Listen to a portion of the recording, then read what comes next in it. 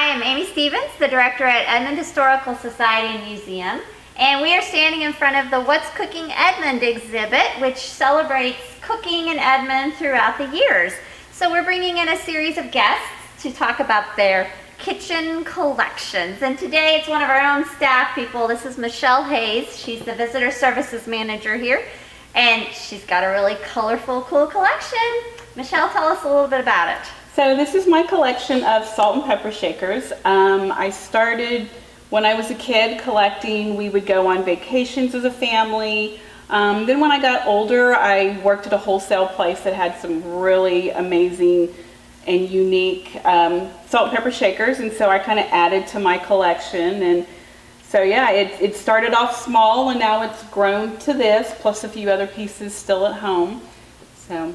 Well, I noticed that you have some themes going on. You like animals, don't you? I absolutely love animals. As a matter of fact, my dad always used to tell me that I never met a dog that I didn't like, but I think that actually applies to all animals. I never met an animal that I didn't like.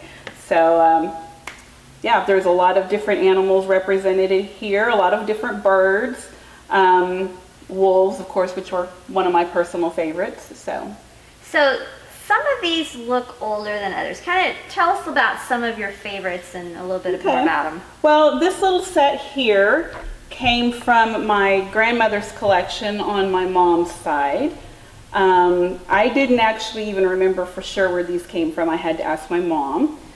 But several of these sets, my grandmother on my mom's side also collected salt and pepper shakers. And so then when she passed away, each of us got to get a few of hers. So this was one of her sets, the little cow and the farmer that's sitting down milking him. Aww. And then the little mice came from her collection as well. And then these adorable little black bears were part of her collection as well.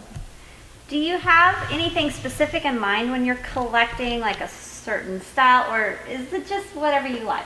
Whatever I like, pretty much. The more unique it is, the better. So when I'm traveling somewhere on vacation, I like to get salt and pepper shakers that, you know, represent the place that I've gone. Like I've got one from Kentucky. I believe these are from Kentucky. And then I have some over there that are from Arkansas. One of my personal favorites in uniqueness is this little set right here. And it is an Amish buggy, but of course you have to have the horse to pull the buggy. So I really liked that set. And then again, I really like to look for something that's really unique. So if it's got the name of the place or the location, but it's unique as well, then it's really got me at that point. Like this set here, and this is from Arkansas, from War Eagle Mill. So it's got the little water wheel and then the building there as well. How do you have these displayed in your home? So right now, some of them are in like a curio cabinet, which is very full to overflowing. So a lot of them don't get displayed like I would like them to, but that's going to change because we bought a new house and it's got a built-in shelf, which is perfect. Nice. To put my collection into, don't tell my husband, but to even add to the collection. Of course. So, as a matter of fact, I added to my collection last night. My wonderful Aunt Joy, thank you so much, got this set for me. Now, my grandmother, her mother, had a set either identical to this or very close. And like I said, we all got to get some of her salt and pepper shakers, but my mom got there first. And so, of course, she claimed that one. So my aunt got online and found this adorable Native American and canoe set and brought that over for me last night. Aww, how nice to celebrate this. It looks very 50s. I'm not sure what the date is. I'm not really sure, you know, how far back those date, but they're definitely unique, and so. So do you actually use these? No, I do not. So I actually learned that with your decorative salt and pepper shakers like this, if you use them, you can actually ruin them. I did have a set that I did that with, and that was these right here, which are the least decorative, thankfully. What makes them so unique is the holder that they come in, the little saddle. but then they start to kind of crack and you start to see kind of lines going down through them. Probably more from being washed out than the salt itself, but I think it was maybe a little bit of a combination of the two. So yeah, these are strictly for decoration only, and they do not get used. Well, and the perfect thing to pick up when you're traveling. They don't take up a lot of space and probably easy to store if you need to. So let's wrap up here. Tell me if there's anything we left out, but also tell me a really cool story about one of them. Really cool story about one of them. How you got it, why it's your favorite. Wow. Well, I don't know that I can point out any particular one, other than the first two sets that I ever got were these two sets here.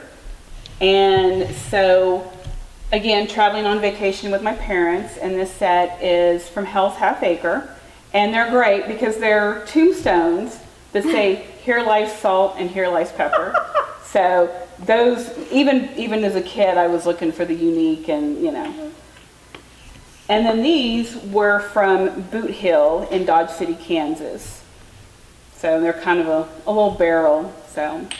Well, and I see you have some holiday ones. Do you ever swap them out for holidays? I do. So my fall ones, which I have, you know, some fall here and here and here, those usually come out only during fall, you know, Halloween, Thanksgiving, and get displayed in my house. And then the Christmas ones, which I've got a set here and a set over there on the end, but I have at least 2 or 3 more of those still stored with my Christmas stuff. So then those come out only at Christmas time.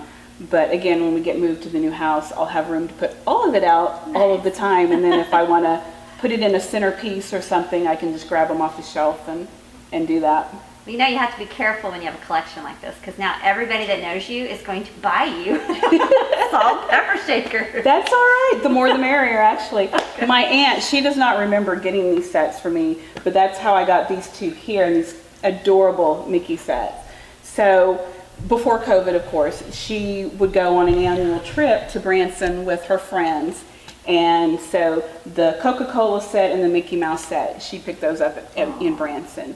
So yeah, my husband would probably argue the more the merrier, but well, and neat, though. You of have course memories. I even have 2 sets which, you know, reflect my Sooners. So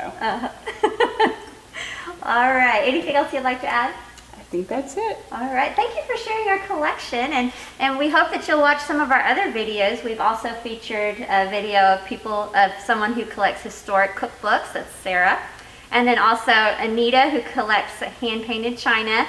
And if you know someone else in the community that has an interesting kitchen kind of collection, we'd be glad to feature it and celebrate this great exhibit, What's Cooking Edmond. Thank you.